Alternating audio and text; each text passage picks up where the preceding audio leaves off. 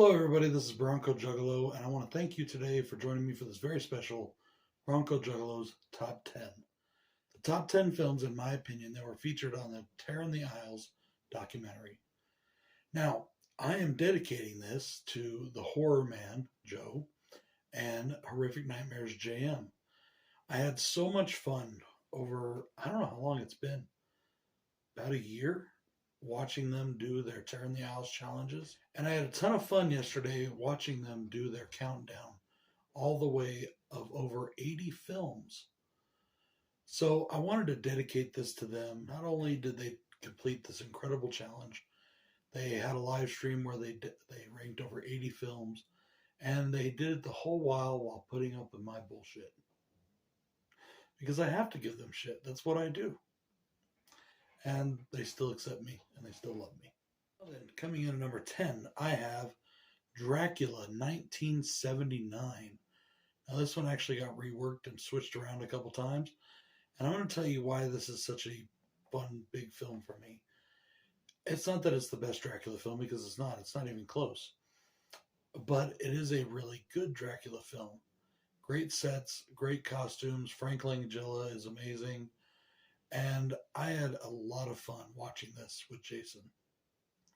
And that's the memory that makes this one near and dear to me, because it was just so much fun watching it with him. We had a blast watching. Coming in at number 9 is a film that a lot of people think I don't like, but I do. I really love it. I just feel that it's very overrated, and that is Texas Chainsaw Massacre, the original Texas Chainsaw Massacre. It's still a great film. I still do love it, and it comes in at number 9. Coming in at number 8 is a big nostalgia one for me because of its relationship with me, Mystery Science Theater 3000, and Bill. And that would be This Island Earth. I love this movie. I watch it with the Mystery Science Theater 3000, the movie stuff, and I've watched it without it. And I just love it. I have so much fun watching it. In at the number 7 spot is Alien, a film that needs no introduction, completely speaks for itself, and some 45 years later, almost 45 years later, completely stands on its own. Coming in number 6 is Friday the 13th, Part 3. Now, this was Jason's last Friday the 13th film in his ranking for the Terror in the Aisles Challenge, as it featured 3 Friday the 13th films. But for me, this one is my is my favorite of those 3. And it's also my number 6 favorite film on this list, period. I love Part 3. I love that we get Jason's iconic mask in Part 3. I like the kills. I like the fact that they did it in 3D. It makes kind of the kills a little more interesting. Even when you watch it in 2D, it's almost laughable, but it's so much fun. And number 5 is what I consider one of the best of the Universal monster films.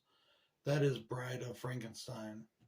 Now, this movie is considered the best by a lot of people and critics, but I really do have a love for it, but I'm not sure if I love it more or less than the original Frankenstein. I'm still debating that. But for this particular case, it comes in at number 5. And at number 4 is Alfred Hitchcock's Psycho. This is another film that speaks for itself. In fact, most of the films on this list do. Coming in at number 3 is Halloween 2. Even with the new movies that are out, I still love Halloween 2. Laurie and Michael will always be brother and sister to me, even though I think I may prefer this new timeline to any other. I'm still debating. But I absolutely love this movie. It's so much fun. I don't care if people think it's slow-paced. I don't care if people don't think there's enough kills. I love this movie. It's great. Coming in at number 2, in the proper place it should be, just kidding, guys, your lists are great, is The Omen.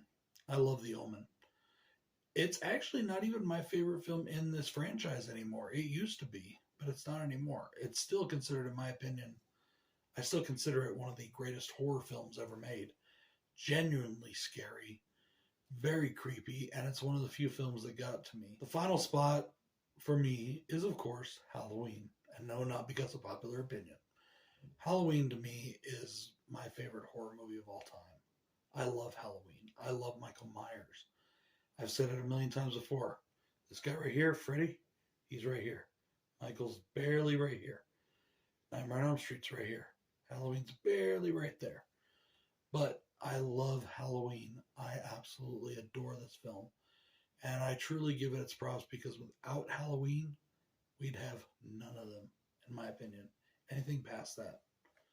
Not just slashers either. I think most horror films wouldn't even be the same. There's something about the boogeyman.